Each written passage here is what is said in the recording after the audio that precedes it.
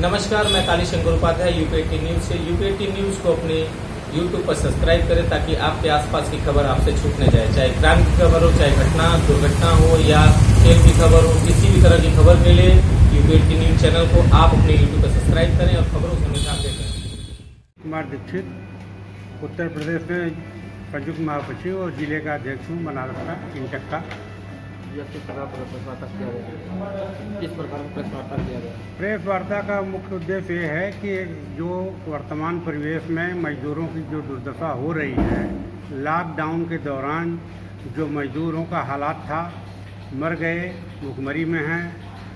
हम लोग सरकार से डिमांड करते हैं कि उनको कम से कम 7,500, जो कि हमारे एजेंडे में है, हम लोग डिमांड किए हैं पहले से, 7,500 रुपये उनको मुआवजा के रूप में दिया जाए, लिविंग वेजेज टाइप का, जिससे उनका अपना परिवार चल सके। और सरकार की गलत नीतियों को, जो कि सरकार जो है कि हमारे पब्लिक सेक्टर को औने पौने दामों में पूंजीपतियों के हाथों में गिरवी रख रही है, बेच रही है, ये गलत है।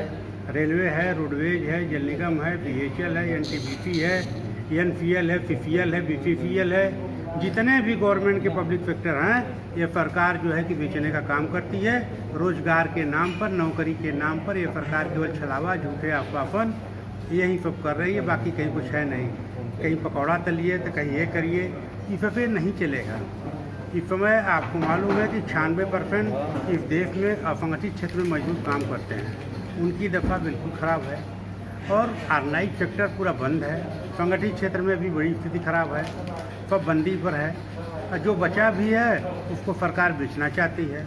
तो जब सरकार बेच देगी, हमारे जो है कि पूर्व प्रधानमंत्री जो है कि जवाहरलाल नेहरू जी ने उस समय आज़ादी के समय 1947 में, जिस समय हमारे देश की जनसंख्या 34 करोड़ हुआ करती थी, उस समय उन्होंने उद्योगों का भारत बनाया और सारे पूंजीपतियों से उन्होंने आग्रह किया, निवेदन किया कि आप लोग फैक्ट्री लगाएं। और हमारे वर्तमान प्रधानमंत्री जी हैं कि केवल पूंजीपतियों के हाथों जो है कि सरकारी सेक्टर को बेच रहे हैं। ये कितनी बड़ी विडम्बना है। तो हम लोग उसी परिप्रेक्ष्य में कि मजदूरों का भला हो, मजदूरों को जो बंदी के दौरान उनको 7,500 रुपया मुआवजा के रूप में दिया जाए और पब्लिक सेक्टर को न बेचा जाए। इस तरह से जो असंगठित क्षेत्र के मजदूर हैं उनका भी ध्यान रखा जाए।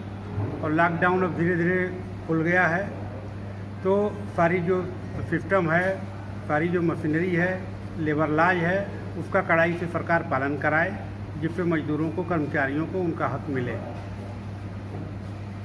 और SP श्रीवास्तव, हम राष्ट्रीय मजदूर कांग्रेस इंटक जो है उसके प्रदेश महासचिव और railway national federation of Indian railway man के जनरल सेक्रेटरी। आज हम लोगों ने ये राष्ट्रीय मजदूर कांग्रेस इंटक की तरफ से जो मजदूरों की इस समय देश में दुर्दशा हो रही है उसके ऊपर यह वार्ता बुलाया था। खास तौर से सरकार की जो इधर नीतियां चली हैं, अभी हाल में आप देख रहे हैं कि निजीकरण के माध्यम से सरकार सभी उपक्रमों को बेच रही है। और लॉकडाउन, जो गलत समय में लॉकडाउन हुआ, लॉकडाउन हालांकि आवश्यक है इस महामारी में, लेकिन जो पहले सरकार ने लंबा लॉकडाउन कर लिया, उसकी वजह से जो आज स्थिति देश में हो गई है, मजदूरों की जो बेरोजगारी और जिस तरह से मजदूर सब परेशान हैं, सबकी नौकरी चली गई, 2 करोड़ से अधिक लोग बेरोजगार होकर सड़कों पर घूम रहे हैं। नोटबंदी के बाद से ही यह कार्यक्रम शुरू हो गया था, छोटे छोटे उद्योग उसी समय बंद होना शुरू हो गए थे। लेकिन अब ये जो महामारी आई है उसमें लॉकडाउन हुआ है और साथ साथ जो कल कारखाने बंद हो गए हैं, उसकी वजह से देश में बहुत ही बुरी स्थिति है। आज -24 पर जो हमारी GDP चल रही है, यह पूरे विश्व में कहीं इस तरह का अव्यवस्था नहीं है कि कोई किसी की भी आर्थिक स्थिति इतनी खराब नहीं है जितनी भारतवर्ष की हो गई। यह सब सरकार की गलत नीतियों की वजह से है।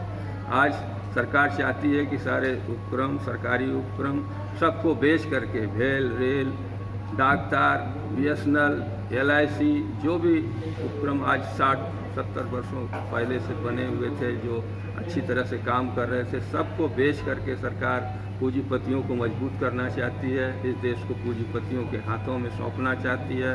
पूंजीपतियों के बल पर ये सरकार देश को चलाना चाहती है और पूंजीपति कभी मजदूरों का भला नहीं चाहेंगे, वो अपने लाभ के लिए काम करेंगे। इससे जनता भी परेशान होगी, कर्मचारी परेशान होंगे। हम सब लोग इसका विरोध कर रहे हैं। 23 तारीख को वीडियो कॉन्फ्रेंसिंग के जरिए पूरे देश के 7 जो बड़े ट्रेड यूनियन हैं, इंटाकेटक, सीटू, BMSH में सारे लोग मिल करके 23 तारीख को वीडियो कॉन्फ्रेंसिंग के जरिए एक रणनीति बनाएंगे। एक गोष्ठी हो रही है जिसमें आगे की रणनीति पर तय किया जाएगा।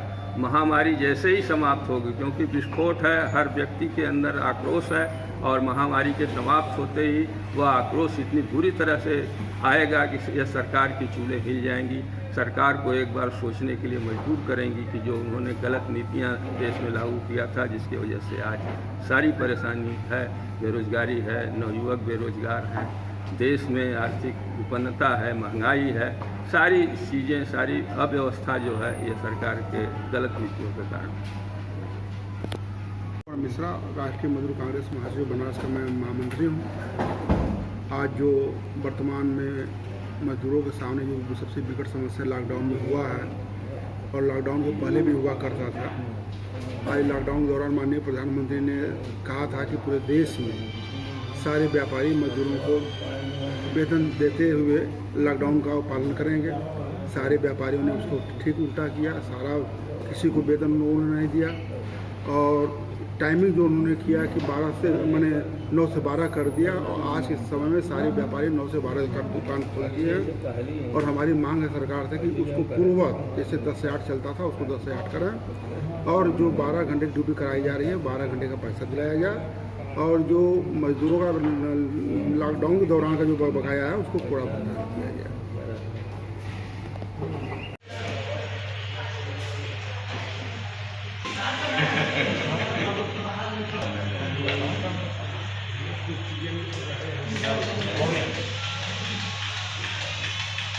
हाँ